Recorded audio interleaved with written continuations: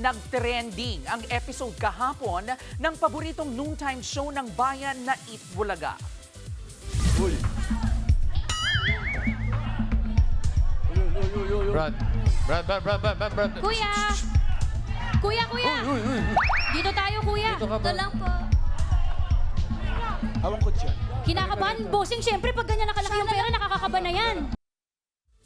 Nagulat nga po sina Legit Dabarkads, Bossing Vic Soto, Miles Ocampo at Riza May nang biglang lumayo sa kanila ang studio audience player ng Pera Fee na si Angelito Calida. Lumapit po siya kay singing Queen Anne sa kanya ito niyakap.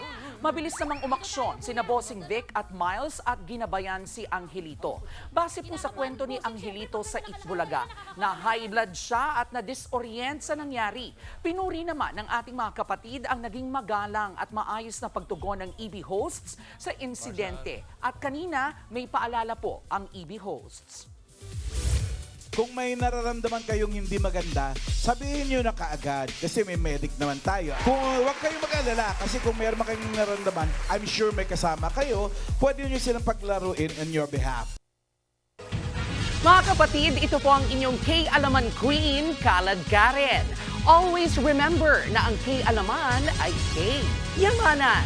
Kaya para sa latest showbiz news at dagdag impormasyon, mag-follow at mag-subscribe sa social media pages ng News 5. K? Okay.